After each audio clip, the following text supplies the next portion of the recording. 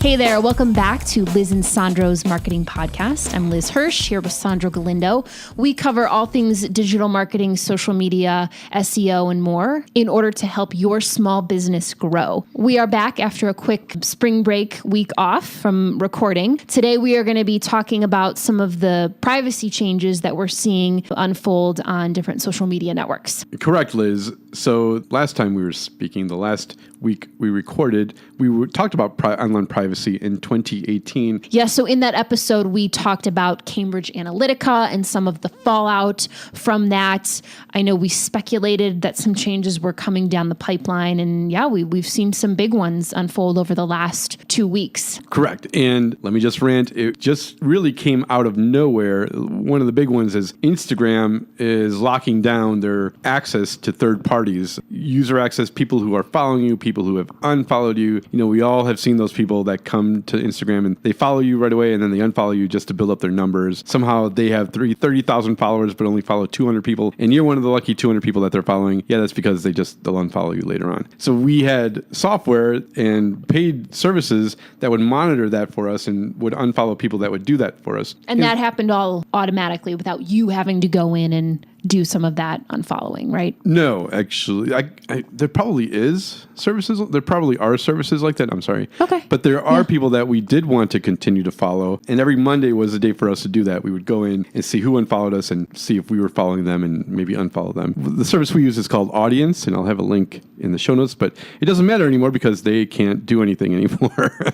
And basically they've announced all Instagram accounts won't synchronize anymore with follower and following lists anymore. We no longer have access to any of the data that performed before April 4th. Customers won't be able to add new Instagram accounts. There's just so much that Instagram just locked down on everybody, and it came out of nowhere. It really shocked everybody. Suddenly I'm seeing, we cannot update your Instagram account. Are you sure you punched in your correct password? And I believe it's fallout from the Cambridge Analytica. So Sandro showed me this tool a couple months ago. I was not actively using it, but it looked like a really cool tool. And that sucks that it's no longer available. I mean, are they still in business? Are they able to offer any value to clients now? So we still use them for Twitter. It still lets us monitor who follows us on Twitter, our growth, and who unfollows us on Twitter. And we can create lists and we can find Twitter users based on their bios. So if we are looking for someone who loves margaritas in Northeast Ohio, we can search them out and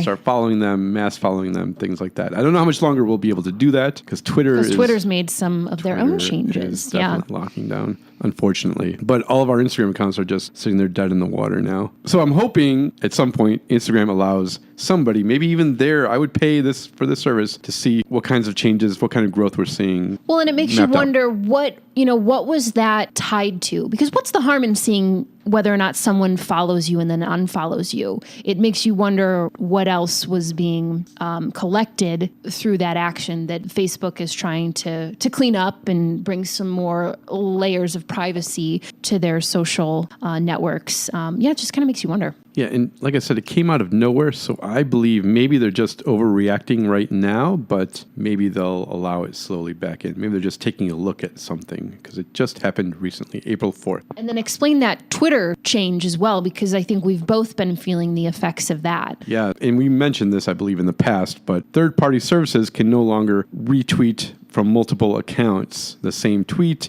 or post the same exact, like word for word. Exactly. So a chain of movie theaters that is our client, there's 7 theaters, and if we wanted to post the latest news or numbers from Black Panther, let's say, to all of them because it's good news, well, Facebook or Twitter does not want you to do that anymore. You have to go in one by one by one. You can't do a massive retweet storm. And again, I understand why. It's a little annoying, but they're basically locking down a lot of their services. They don't want bots to be retweeting propaganda. Shenanigans, obviously fake news has been the buzzword. I know Facebook is trying to cut down on that. So I applaud them for taking these steps, and as businesses, we'll kind of have to adjust our strategies accordingly. Yeah. So if you have an agency and sometimes some others saying, well, we can't figure out who's not following us anymore on Instagram, or if we can't massively retweet anymore, understand their job's getting a little harder, and it's because of the fallout from all of this. The other thing that Sandro and I have our eye on is what's known as GDPR, or General Data Protection Regulation, which is coming out of the European Union.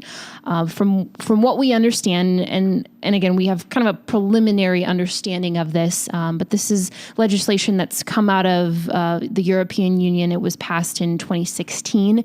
The enforcement date is set for May 25th of this year, so we're a little over a month away. From what we understand, it's going to have some ramifications for large companies, Google, Facebook, Apple. Apparently, they are spending millions of dollars to comply.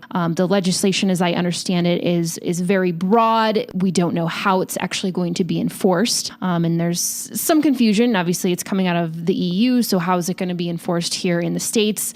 Again, a lot of confusion around that, and we're trying to track down some more information about it. But it's definitely something that we have on our radar, because even if a small business here in Cleveland, Ohio, they may not be pursued by the EU, but if you're a small business that's utilizing Facebook or Google and they have to make some changes, that will change how you promote and market your business. So we've got our eye on this. We've got our eye on that date, May 25th. Sandro and I are trying to do a little more digging so we can share as much good information with you as we can. So if your website is collecting a lot of data and it's from international users, people outside of the country, then you should talk to an attorney, I would say, to see how this GDPR law may affect you. If it does, it may not, but really this is more aimed at European users. And if you are selling things in Europe, or you are targeting people in Europe and you're collecting data from Europeans, you should probably talk to an attorney. I would highly recommend it. Definitely.